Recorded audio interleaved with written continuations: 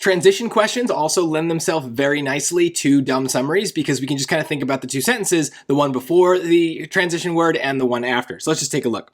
Spanish artist Renata Quintero showed an early interest in art, but her conservative family discouraged her artistic pursuits, directing her to instead study chemistry. So far it seems pretty negative, but we're not even at the blank yet, so let's keep going.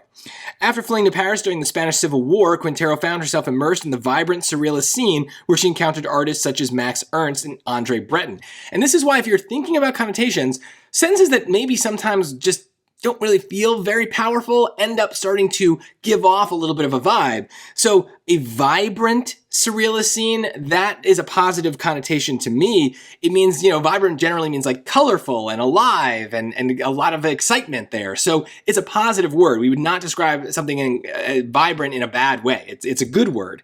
So that's not a lot, but it's definitely a shift here that we've got. We haven't had the blank, so there's no reason necessarily to have a contrast word between those two pieces. Let's see what the next sentence is. That's where the contrast or the transition is really going to be. This exposure reignited her passion for art. That definitely sounds positive, leading her to abandon her scientific studies and fully dedicate herself to painting.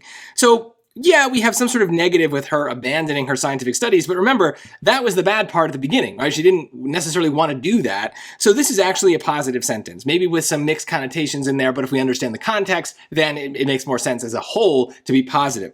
So the shift we're interested in is from positive to positive.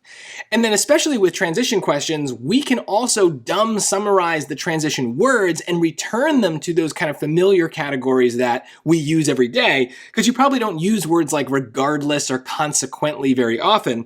And so we want to kind of think of them as more simple words, right? So regardless is basically a version of but.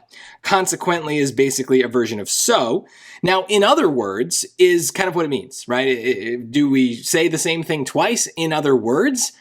I don't think so, right? She's fleeing to Paris, meeting these other artists, and then she's doing something different. She's reigniting her passion for art and giving up chemistry. So those are not the same thing, right? It's not like we said the same thing twice in other words. We have to be very literal about that.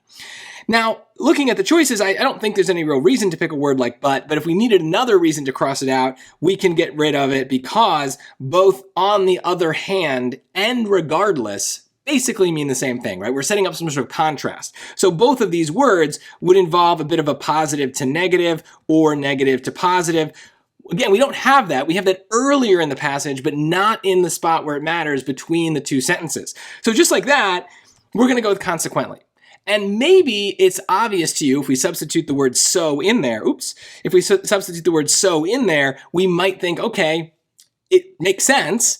I don't think it's a particularly strong fit, though. I think it just kind of gets us there from process of elimination, right?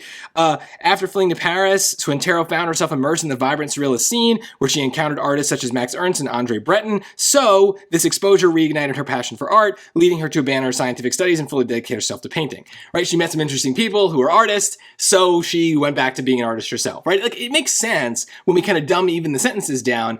But I don't think it's like a strong pull towards choice C here. I think I have to get it by kind of dumbing it down, thinking about connotations, and dumbing the words themselves down, and kind of making sure that they don't really fit. To me, consequently is not a word I'm using on a day-to-day basis, so it's not a word that naturally fits in the blank, but the word so is a word I use all the time, so it's an easier word to kind of hear and see if it fits.